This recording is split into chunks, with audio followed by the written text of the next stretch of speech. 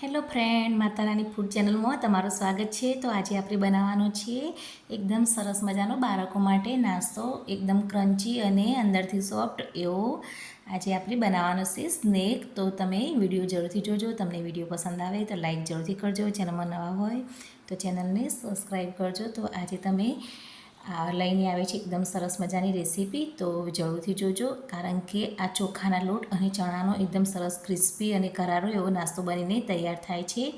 તો વિડીયો જરૂરથી જોજો. તો અહીંયા આપણે આ નાસ્તો બનાવવા માટે સૌપ્રથમ લઈ લઈશું એક બાઉલમાં, મોટા બાઉલમાં આપણે નાની વાટકી જેટલો, 2 વાટકી જેટલો ચોખાનો લોટ લઈ લીધો છે અને સાથે એ જ વાટકીના માપથી આપણે 1 વાટકી જેટલો ચણાનો લોટ લઈ લીધો છે, એટલે કે બેસન લઈ લીધું છે. તો આપણે 2 વાટકી ચોખાના લોટ સામે 1 વાટકી ચણાનો લોટ લેવાનો છે. તો આપણે આ રીતના ચમચીની મદદથી બરાબર લોટને મિક્સ કરી લઈશું હલાવીને. હવે આપણે આ રીતના બરાબર મિક્સ કરી લઈશું અને એક પેનમાં મેં તેલ ગરમ કરી દીધું છે. તો અહીંયા મેં 2 ચમચા જેટલું તેલ લઈ લીધું છે. તેલ ગરમ થાય એટલે એની અંદર આપણે જીરાનો વઘાર કરી લઈશું.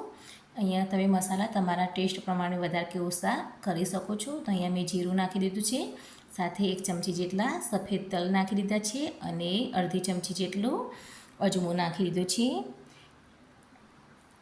તો તેલની અંદર થતરી જાય એટલે આપણે એની અંદર થોડીક કસૂરી મેથી આ રીતે મસળીને નાખી દઈશું. અહીંયા બધા જ મસાલા તમે તમારા ટેસ્ટ પ્રમાણે વધારે કે ઓછા કરી શકો છો.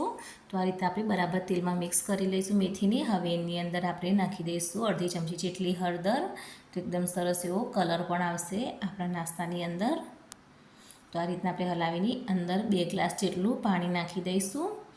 તો મેં 1 ગ્લાસ જેટલું નાખીને બરાબર મિક્સ કરી દીધું છે. હવે આપણે અંદર બીજો ગ્લાસ પણ સાથે સાથે ઉમેરી દઈશું. હવે એની અંદર આપણે સ્વાદ પ્રમાણે મીઠું નાખી દઈશું. તો અહીંયા મેં 1 ચમચી જેટલું મીઠું લઈ લીધું છે અને આપણે આ રીતના બરાબર મિક્સ કરીને પાણીને ગરમ ઉકળવા દેવાનું છે. બરાબર થોડુંક મેં ધાણા જીરું પાવડર પણ થોડુંક નાખી દઈશું અંદર. તમે તમારા મસાલા તમને જે પસંદ હોય એ નાખી શકો છો. એ તમે લીલા મરચાં કે ચીલી ફ્લેક્સ કે તમે જે પસંદ હોય એ નાખી શકો છો. તો પાણી આપણું બરાબર ગરમ થઈ ગયું છે. તો હવે આપણે લોટ જે મિક્સ કરીને રાખ્યો હતો એ નાખીને બરાબર આ રીતના હલાવી દઈશું. અંદર લમ્સ ના રહે એ રીતના આપણે બરાબર હલાવી દેવાનું છે. આ રીતના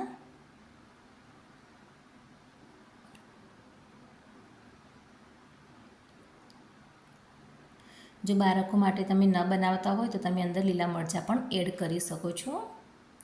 એકદમ સરસ એવો એનો ટેસ્ટ આવશે. તમે કાળા મરીનું પાવડર પણ નાખી શકો છો. તો આ રીતના આપણે બરાબર હલાવીને મિક્સ કરી લઈશું.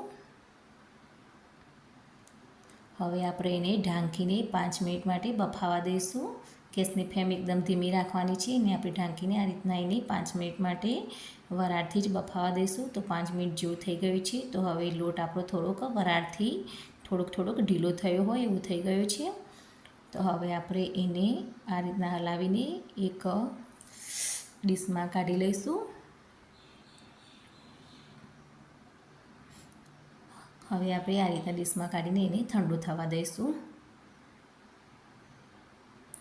તો અહીંયા મેં મસળવા માટે એક મોટા વાસણમાં લઈ લીધું છે. તો આપણે હાથથી મસળી શકીએ એ રીતનો ઠંડો થાય એના પછી આપણે એને બરાબર ચોળીને લોટ બાંધી લેવાનો છે. તો આપણે હાથથી પકડી શકીએ એવો ઠંડો થાય એટલે આપણે એને બરાબર એકદમ ઠંડો નથી થવા દેવાનો. તો આ રીતના આપણે બરાબર મસળીને એનો લોટ બાંધી દેવાનો છે. હાથની મદદથી બરાબર પ્રેસ આપીને બરાબર મિક્સ કરી લેવાનું છે. અહીંયા જો તમને થોડુંક પાણીની જરૂર ના લાગે તો તમે હાથમાં થોડુંક પાણી લઈને લોટ બાંધતા જવાનું અને લોટને બરાબર મસળવાનો છે એટલે એકદમ સરસ એવો બધો મિક્સ થઈ જાય.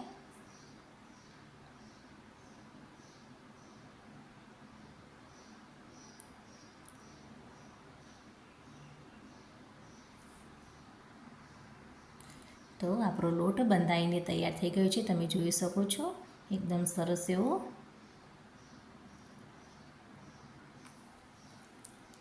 હવે આપણે જે રોટલીનો લોટનો લોવો લેતા હોય એ રીતનો એક લોવો લઈ લઈશું ને આ રીતના હાથમાં તેલ લગાવીને બરાબર એનો લોવો કરી લઈશું ગોળ. ગુલ્લું કરી લઈશું અને આ રીતે હાથની મદદથી આપણે જેમ રોટલો બનાવતા હોય એમાં એને દબાવતા જઈશું. કોરો ફાટે તો હાથની મદદથી આ રીતના થોડુંક દબાવતા જવાનું છે. અહીંયા જો તમને લોટ વધારે કઠણ લાગે તો તમે થોડુંક પાણી નાખીને લોટને ફરીથી પણ ચોરીને થોડુંક ઢીલો કરી શકો છો. એટલે હાથથી રોટલો બને એ રીતનો ઢીલો રાખવાનો છે, બહુ ઢીલો પણ નથી કરી નાખવાનો. તો આ રીતના આપણે હાથથી પ્રેસ આપતા જઈશું અને કોરો એની જે ફાટે એ આપણે દબાવતા જઈશું.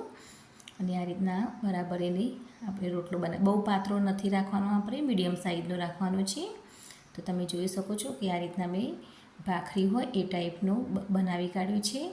તો હવે આપણે કાતરની મદદથી આ રીતના એના ટુકડા કરી લઈશું સાઈડમાંથી. તમને તમારે જે પસંદ હોય એ શેપ આપી શકો છો. તો આ રીતના આપણે બધા જ લુવા કરીને રોટલો બનાવીને આ રીતના એના ટુકડા કરી લેવાના છે અહીંયા.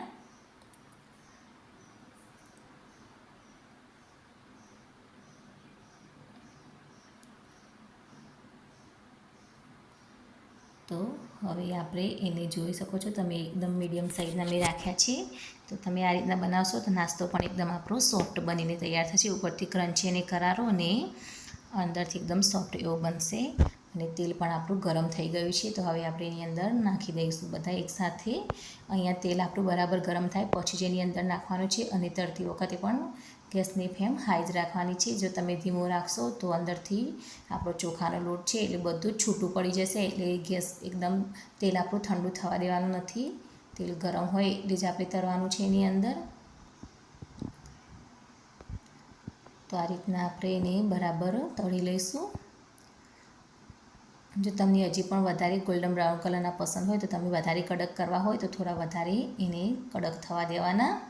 ગોલ્ડન બ્રાઉન કલરના થાય ત્યાર સુધી તમારે એને તળવાના છે. તમને વધારે ક્રન્ચી પસંદ હોય તો.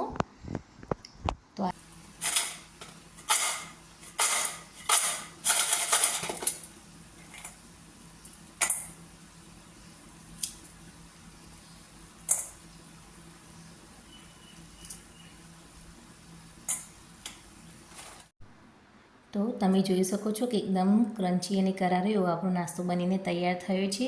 તો તમે જ્યારે તેલની અંદર નાખો એટલે તમારી ગેસની ફ્લેમ હાઈ રાખવાની છે. અને થોડાક બની જાય છળે અધકચરા એના પછી તમે થોડીક ધીમી રાખવાની છે મીડિયમ ગેસની ફ્લેમ. તો એકદમ આવા કરારો આપણો નાસ્તો બનીને તૈયાર થશે. તો આ રીતથી તમે બનાવશો તો એકદમ સરસ એવો નાસ્તો બનીને તૈયાર થશે. અને વિડીયો પસંદ આવે તો લાઈક જરૂરથી કરજો. Thank you.